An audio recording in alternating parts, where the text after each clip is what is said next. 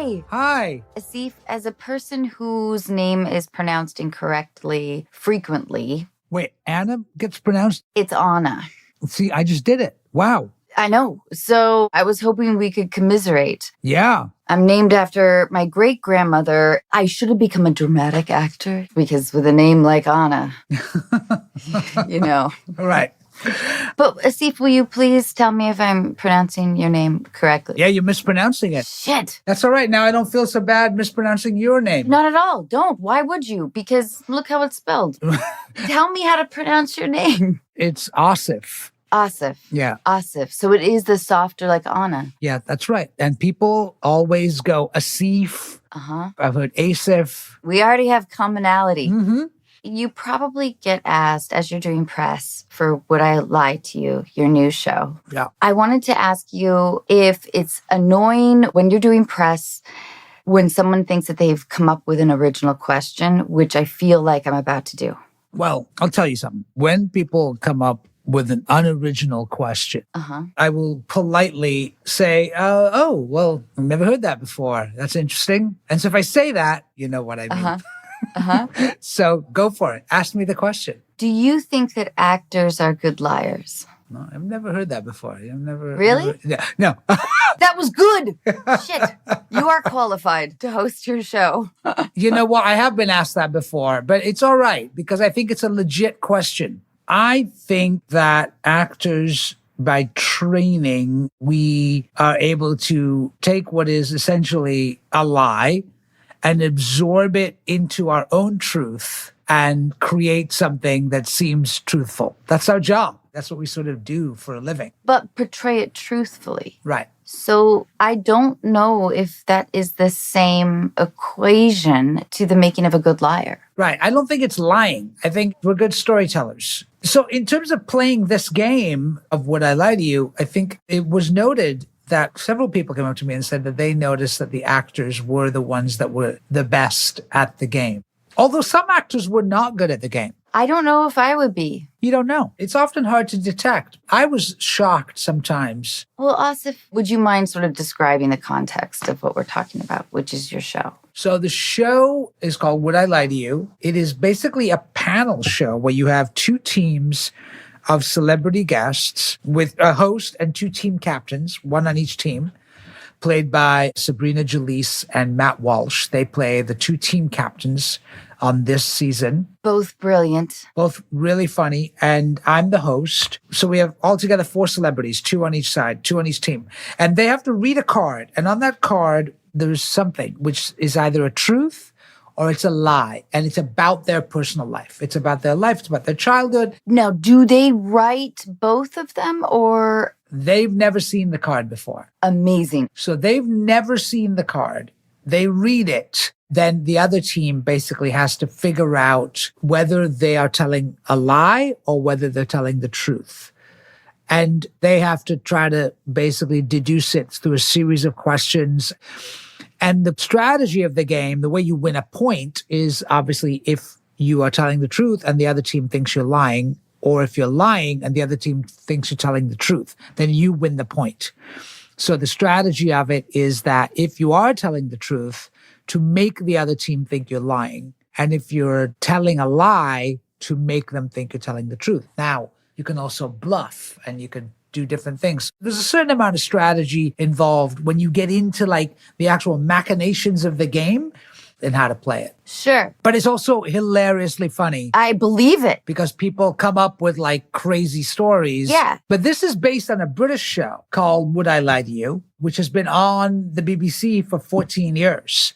And it's a huge hit in the UK. And I fell in love with it because I've watched BritBox obsessively back in like 2018, 2019 during the Trump administration. And it was a way for my wife and I just to sit down and find joy in our lives at that point. And so we were watching this at night and just laughing. And it's just silliness and joy and like people telling crazy shaggy dog stories. And we would just sit for a half hour and just laugh. And then I told Robert King, who is the creator and executive producer of the show Evil that I do on Paramount Plus, and he fell in love with it. And then the next time we talked, he said, I love that show. Someone should make an American version of it. And so we thought, why don't we do it? And there you go. Oh, there you go. The crazy thing is that usually in our business, those conversations end with, all right, I love my people. We'll call your people. We'll do that. We'll set a lunch date. We'll do that. And nothing ever happens. No, right? That's why in our career, you have to have like 16 pots on the burner. Yeah, because only 2 of them are going to go. That's it. If you're lucky. If you're really lucky. Yeah, 2 of them are going to go. I really love watching you talk about this with this huge smile and appreciation.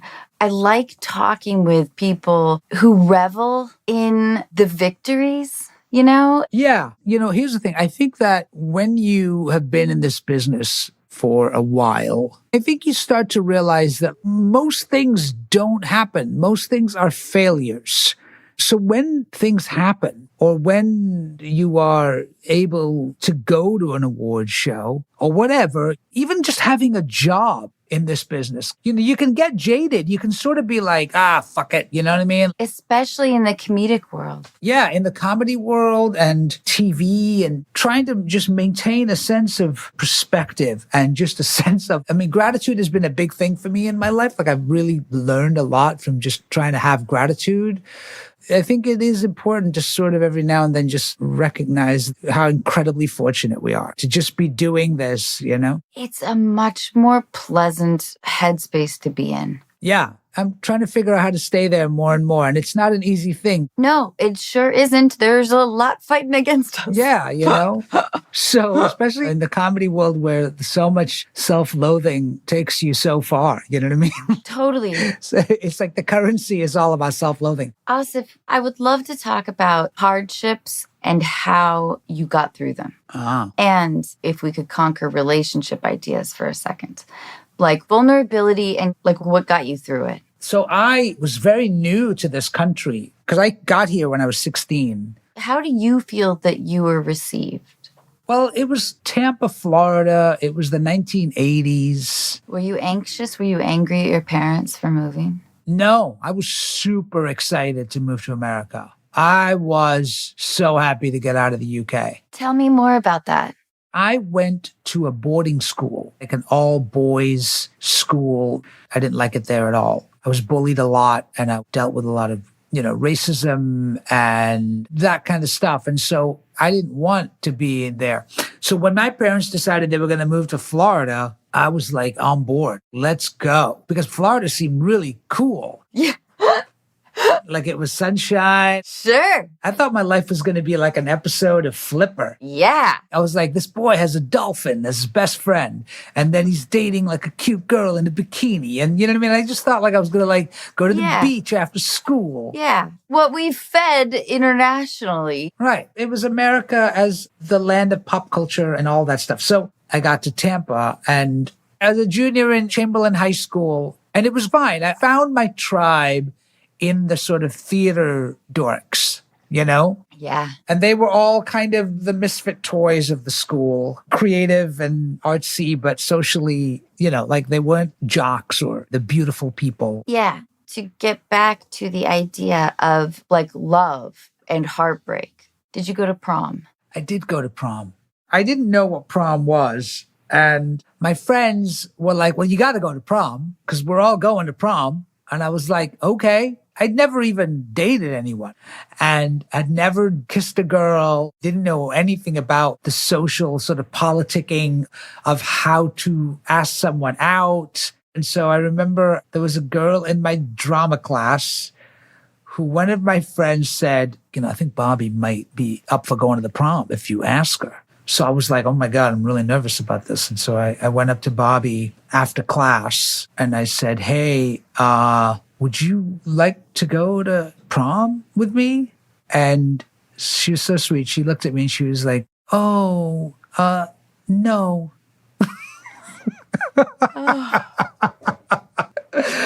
I think she said, oh, that's so sweet of you. Thank you. But no.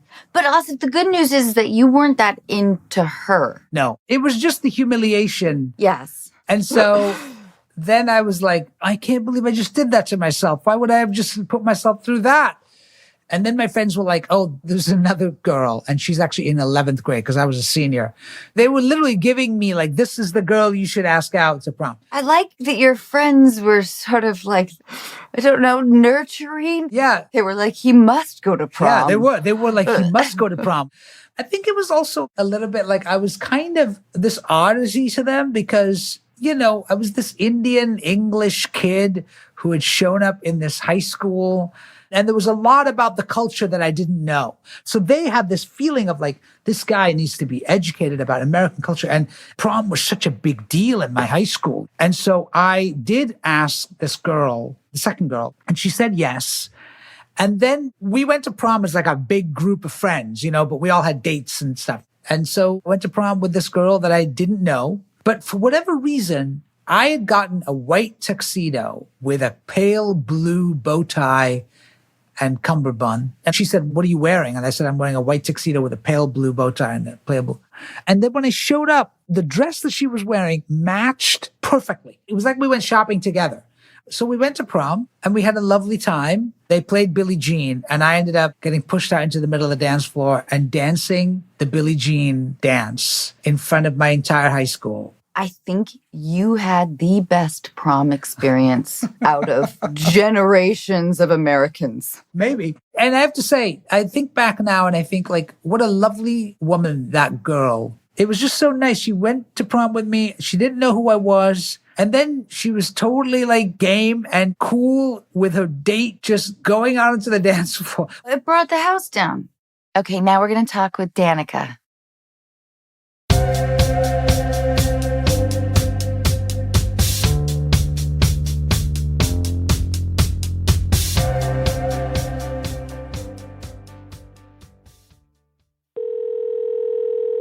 Hey, Danica. Hello. Hi. How are you? Good. How are you? Great. Thank you so much for your letter. Will you tell us what's going on? Yeah. So my two friends, they're sisters. Their names are Catherine and Natalie. And we have known each other ever since we were like young little kids. Our parents are friends. And you became their roommate. Yeah, so it was the beginning of the pandemic and we were quarantining together just because we didn't want to be lonely just at our houses by ourselves. So we did that for a couple months and then we decided from there we can move in together. And my mom owned a house in the town we live in and it was vacant. So we we're like, might as well, like, let's just move in together. This will be so much fun. And it was really great. We moved in October 2020. And it wasn't until like August 2021 that things started becoming different between the three of us. So I was going through like crazy personal things at the time, like health matters with my dad, that I'm his executor, and there's things with my brother. And I'm just like a middle child. So I feel like I take everything on. So I was dealing with all of that and just trying to be there for my family. And I noticed Catherine started becoming a little bit more distant and I needed my friends at that time. So because I'm someone who really needs like open communication, I reached out to her and I was like, hey, like, you're not being the friend I need you to be right now. These are the things I'm noticing. And like, I'm not trying to start a fight or anything. I just wanted to tell you that this is how I'm feeling so that nothing gets built up or harbored resentment or any of that. And it was really great for like a month. So she received that well. Yeah. And the three of us were so good at communication. Like I was so proud of how we would constantly handle things. And our friendship grew really strong because our parents are friends, but we have really similar trauma from our parents.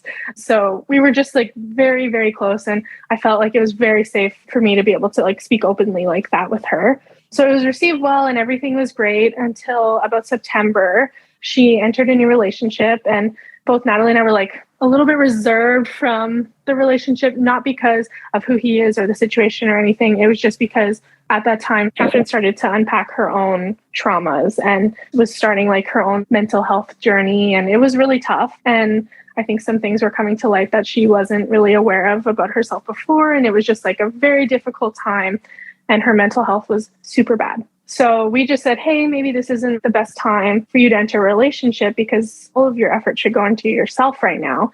And she did not want to hear that at that time. And she totally backed away from us and shut us out for quite a while. It was hard, but we kind of recognized that it was because like this other stuff was happening and she didn't want to hear that feedback. it was okay for like a little bit, but then she started not coming home for like weeks at a time. And she wouldn't tell us, which obviously, like, we're roommates. There's no rules or anything. Like, she doesn't have to come home, but sometimes we're worried. We're just like, are you okay? Are you coming home? And she's a server. So like, she's always working around people and stuff. So there was possible dangerous thing that could have been happening. So we were just worried. And Natalie's her older sister. So it's like common for her to be like really, really worried about where she is and stuff like that.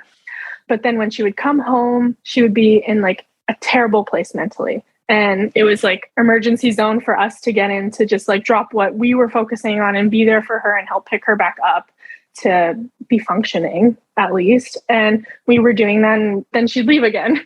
We just put all this effort into you, and then you just like ditch us now that you're kind of okay.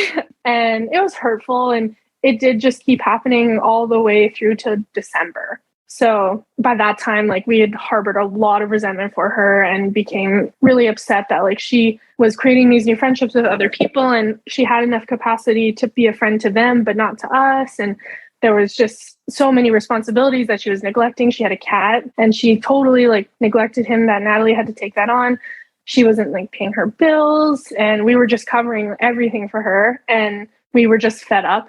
And it was around the new year where we were just like, let's go into the new year happy with no angry feelings. Like, let's just deal with this now. So Natalie and I asked to have a sit down with her and just kind of go through everything. And we had this like really big talk, and she told us that she actually wanted to move out. And we were like, okay, if that's what you need to do. And she explained it as like she needed to move out so that she could be fully independent. Are you still really close or roommates with Natalie? Yes, we are like best friends. Okay, that is great news. Yes. I'm really, really happy about that.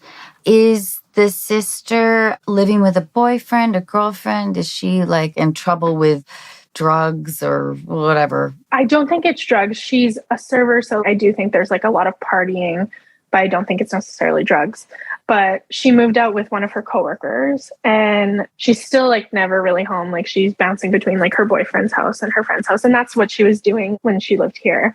We kind of just basically didn't see her after she moved out. It sounds like she's mad, you know? Yeah. You guys miss her. Yeah. What is the current state of things now? So Natalie's not really talking to her because she felt like it was really hurtful, and I felt the same way. And we basically just wanted to address what had happened and to move forward and to be able to like openly talk about it. But nothing has really happened in regards to that. She kind of just moved out, forgot it happened, and thought that we would still just be best friends, even though nothing has been dealt with. Are you best friends? I would like to be again, but for me, she would have to put in a lot of effort. I just don't have the capacity to be in a one-sided friendship anymore. It sounds to me like she's moved on into her own life. Are you looking for something from her at this point, or do you just miss her as a friend? Well, yeah, I miss our friendship, but at the same time, I just don't really know how to navigate it because I know that Natalie's going to want to be in her life. You're like balancing the older sister, younger sister dynamic. Yeah. So Natalie is used to a relationship with her little sister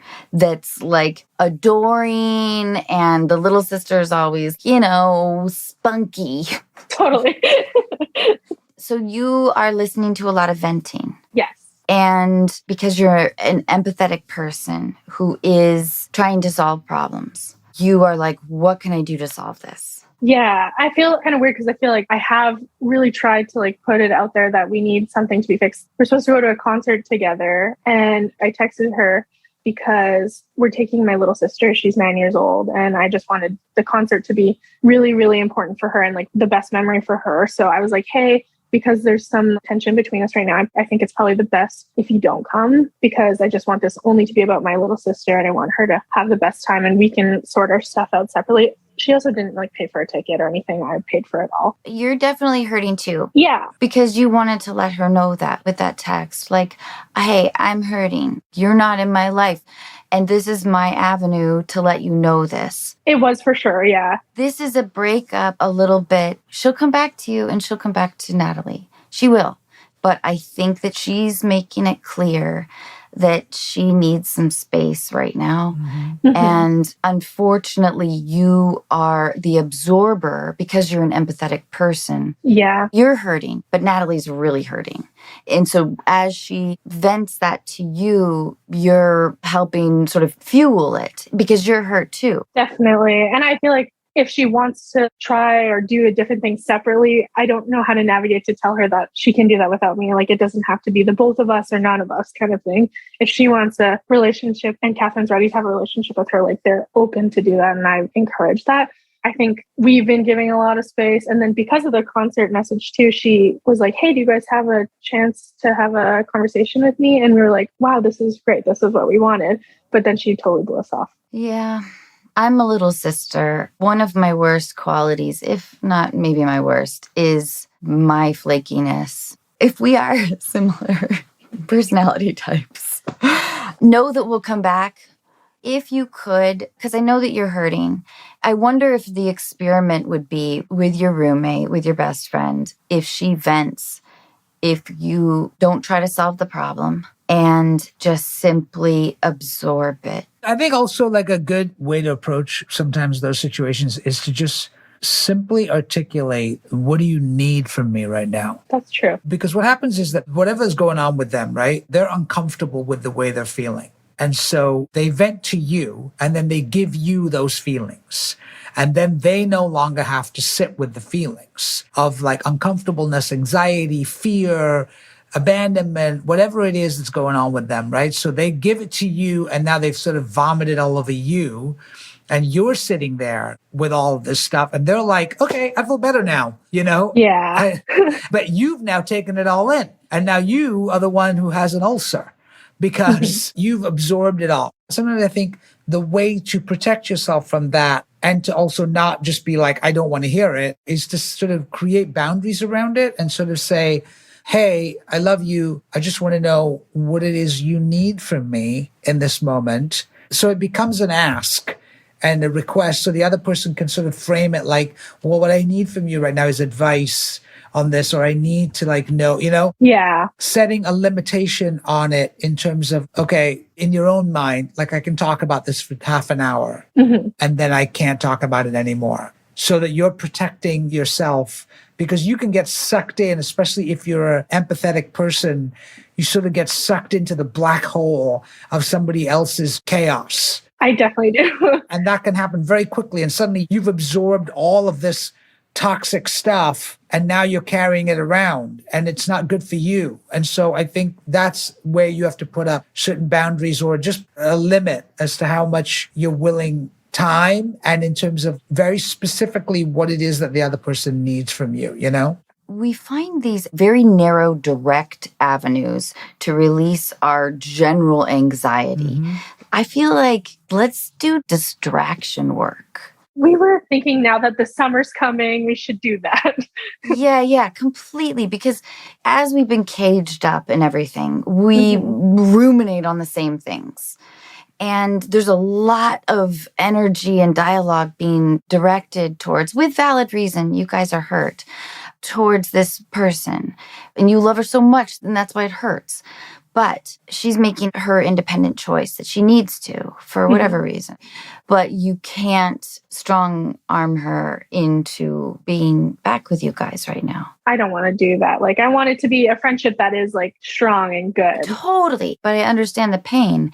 And the loss of a friendship is incredibly painful. It hurts so hard. I just think you both just show her love and support. Nothing passive aggressive, and you guys have a distraction plan. True. Have an awesome summer. It's going to be beautiful. Yes. Now that everything's opening up again and it's kind of like going back to normal a bit more, I think let's just try to move past this so it's not our main focus as much as it is right now, right? Yeah. I mean, I wonder if you text her and just say, I just want you to know how much I love you. Honestly, like, it might be a good idea. I think that she thinks I hate her. Surround her with support and love without any talk for a while of any of the other shit. Yeah. Try to get out of immediate problem solving mode and into long game. Okay. That's a good way to think of it. I think I'm just stuck in like what was happening and the way we were living. Yep. And I just need to like kind of let it go. We're all in a weird mental place. Mhm. You don't need to reassure her sister either. You can just listen, hug her, be the support that Aasif has suggested. Definitely. Does that feel good? Like, I hope it does. It does. I think I just needed to remove myself from it, essentially, and kind of think about it that way. So, yeah. Yeah. No, you're a wonderful friend and a wonderful person. This has been great. Thank you, Danica, so much. Thanks. Okay, it was great chatting. Bye, Danica.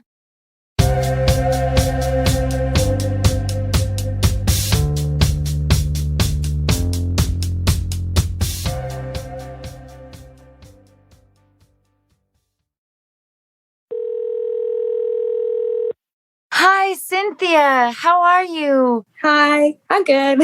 I'm here with Aasif, and he has great advice. Hi. Thank you so much for your letter. Would you mind telling us what's going on? Oh, yeah. I mean, it's a very long story, but, to round it out, I've been in a relationship for 4 years. So I met him when I was around 20-ish. I'm 25 now. And throughout the whole relationship, 2 years in, I got pregnant. We have a baby now. She's 2. Greatest thing ever. I have a 2-year-old as well. Oh, really? It's awesome, isn't it? Yeah, they come in and out of the terrible twos, but they're getting their personality. So it's so funny. The longest, shortest time. It's amazing. Yes, I love it. So there was like some infidelity on his side throughout the whole relationship. I'm sorry. Yeah, even though I shouldn't have, I like ignored it. Oh, you knew it was going on? Well, it'd be like little things like he'd be messaging random girls or following girls on Instagram that he shouldn't be. So you didn't have any hard evidence, but you suspected that he was being unfaithful. I would have the hard evidence. Like I'd have the messages of him texting people. It would never be like physical cheating. Emotional cheating. Yes. I've done the same thing where it's like willful ignoring. Yes. And it got to the point where literally like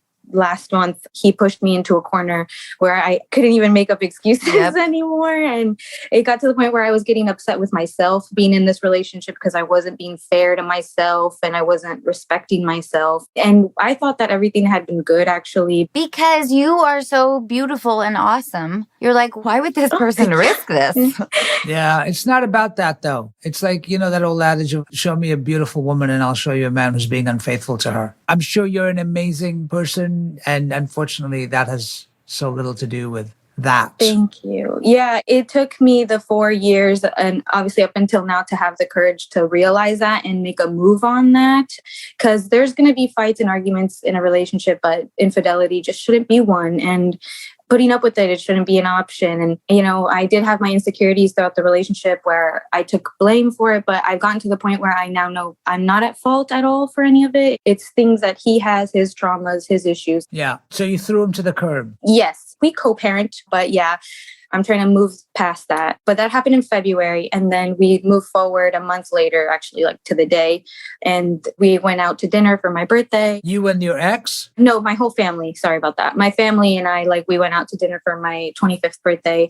And later that day, through some incidents, my sister and I actually ended up finding out that my dad had been having an affair. And it just kind of threw us out of the blue because, my dad's, all the men in the world can disappoint, but my dad would never disappoint me. It's just, he was never that type of man. He was always a family man. Everybody in my family was shocked and surprised. So everybody knows. Yes. He came out with it. He admitted it. No, by accident. Some pictures were found on a phone. My mom found it first and she didn't mean for us to see it, but through events of what happened, I came across the photos and all that. The news is out. The news was out and it broke out regardless. And the person that he was cheating with was a younger woman? Yes, it kind of shook me up because she's 25. How old's your dad? He's almost 50. Dad, you're a cliche. Yes, and it kind of just threw me off because it was my 25th birthday and then she's 25 and it turned my stomach inside out. Did you talk to him about it? Well, my sister and I just decided that we weren't going to say anything because my sister and I found out without my mom knowing that we knew. So we kind of just waited until the next day until she was ready to tell us on her own. But by then my dad had left. Moved out? Yeah. He's come back to see my brothers and all that and pick them up, but he just doesn't come in the house anymore. So your mom kicked him out? Yeah, pretty much. He hasn't spoken about it. Nobody's had a conversation with him about it. No, not in person. He did try to text me a couple days after the incident, but I just told him I need some space right now. I need to figure out how I feel, how I'm going to take this, what I want to say.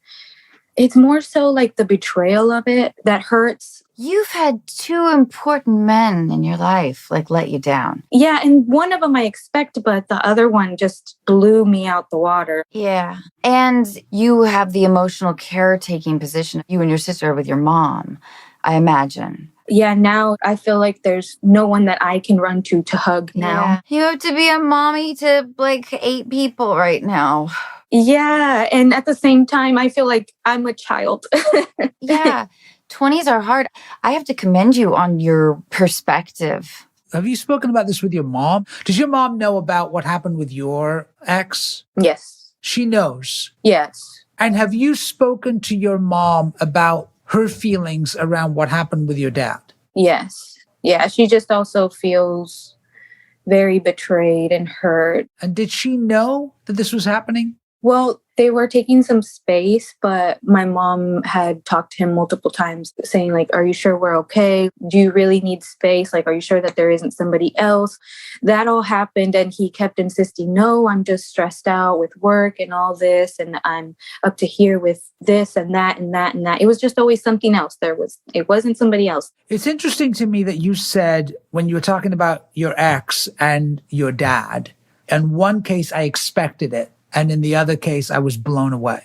Because on one hand, you're sort of in a mental space where you're well, I expected it to happen here, which you shouldn't. Yeah. And I'm wondering if there's something about you and your mom living some kind of parallel experience here. Yes, because actually, I think what freaked me out about my relationship, sometimes I guess seeing that reflection, because my parents also actually got pregnant with me at the same age that I got pregnant with my daughter, the same situation. But my parents, I guess to me in my eyes, just all kids think they were meant to be. So, yeah, I mean, and not obviously you should never expect from a spouse or a boyfriend to be cheated on. But I guess what I mean is that after being hurt so many times by him, I guess I would be emotionally prepared for it, but I wasn't emotionally prepared to be hurt by my father in that way. So that one hit a little harder because I had learned to heal from heartbreak through this relationship with my ex-boyfriend so many times, but never in this form of heartache from your first love, your dad.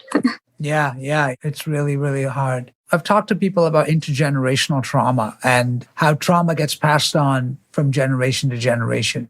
And it's just fascinating to me in your life that your mother and you are sharing a similar trauma right now of betrayal and infidelity. I believe, and I'm just guessing, that your mother knew. Her questioning, it's all part of something that deep in her DNA, she figured something was wrong. Just like you knew something was going on and you tolerated it. And I think that all trauma and all things that happen to us are in order for us to grow and for us to move to another level of understanding and experience and whatever that is, But I don't know what it is exactly, but I feel like between you and your mom, that is where the healing might happen, in the sense that a bond in a trauma that you've both experienced, I know that it's hard because I think you want to be taken care of right now, but it may be that you can actually take care of each other in a weird way. There may be something there because your dad did what he did and it's a shock to the system and you feel betrayed, you feel shocked, you feel like he was your first love, but there's something about the fact that he was able to do that, you know what I mean? That is indicative of something about him. And I don't know if this is the case, but I don't know what your relationship is with your mother, but I feel like there may be a place there for the healing in the sort of Hollywood version of this. There's a girl's vacation here. Yeah. Oh, yes. I've played it all out in my head. This is a movie. There's a pan in on my 25th birthday. I blow out the candle. It just was so crazy. I'm this is not my life. In your letter, you write that he had bought her and her son a house. Yeah. Ugh. Yeah. It's a whole separate lives. Yeah. It's intense. Referring to what you were saying, we were actually just discussing this with my mom because my brother's actually just told yesterday. And we were kind of realizing like we're kind of using this as a moment to appreciate each other as a family more, where everybody's being more patient with one another and considering each other's feelings and just leaning on each other more. And I guess it made us realize that things happen and choices are made out of your control. Like, this wasn't my choice. None of it was my choice. And now I was backed into a corner where I need space from these certain people. And that can happen at any moment with anybody. And we have to just appreciate the moments where things are okay with the people that are okay. Yeah. And there's nothing like a 2-year-old to remind you of that. Oh, yeah. She keeps me going.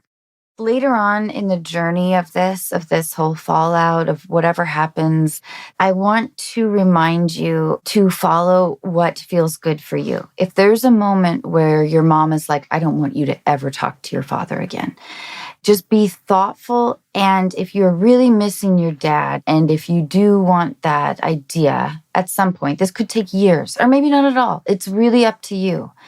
Follow how you can give love best in the way that makes you feel joy and happiness. Follow that, lean into it. It will all take time. Yeah, I think that it's messy, but it's happening kind of as healthy as it can because nobody's telling me anything bad about anybody. Good. That's remarkable. I'm really happy for that. Yeah. And also acknowledge a lot of stuff is going to start coming up. And you need to just honor that and be okay with it. And you may find yourself incredibly angry. Right now you're probably still in shock, but there's going to come a period when you're going to go like, I'm really angry or I'm really hurt and I'm really sad and all of these things, and just expect them to come. Yeah. And I think that if you can find the bond of your family, like with your siblings, if there is a bond between you guys right now, I would hold on to that and sort of try to find that as your core. This will be a journey for you. And I want you to be able to be as happy as you can be. Yeah. I know every day is different. Some days I wake up excited and I know things happen for me. Other days I do wake up depressed, but I have to get up. And other days I wake up angry. I know it's going to be different, but I know that everything at the end, it happens for me. And I'm probably build a relationship with my dad again. And I just know it's going to take time. Give it the time that it needs. And just recognize that it's a lot of flawed, broken people trying to figure this out. You know what I mean? Including your dad. Yeah. Thank you so much for your guys' input and experiences. Thank you. Take care of yourself. Thank you, guys. Thanks. Thank you, Cynthia, so much. That was just wonderful. You're wise and brilliant, and I'm so happy for you. And at some point, I'd love it if you could come back and we could talk all about your baby and your wife. Yeah, let's do it. Island culture up there draws a lot of interesting types. And since 1958, this family has been trying to literally breed a unicorn. The genetic process is pretty complicated. Like, they kept breeding these goats, like larger and larger. Is this a lie? And they were finally able to impregnate. They right now have a mare impregnated. And their idea is like, let's have a unicorn farm. And they truly have been doing it through generations. It's a lie. So we're... But I wish you had saved that, because when you do come on the show... All right, listen, I'll come up with something else. That would be a great story. Would you give us a lie? So I was kicked out of a gym because my grunts were too loud for the other members. Can you give me the grunt? Oh! So, like 20 pounds then, Yeah, huh? 20 pounds. Just lightweight. I was doing high rep lightweights. But I'm not going to tell you if that's a lie or the truth. You have to watch the show. I love it. All right. I can't thank you enough. I hope you can come back someday. Yeah, I'll come back. Yeah. I would love that. Great. It was lovely to meet you. Lovely to meet you too. Take care. Bye, Aasif.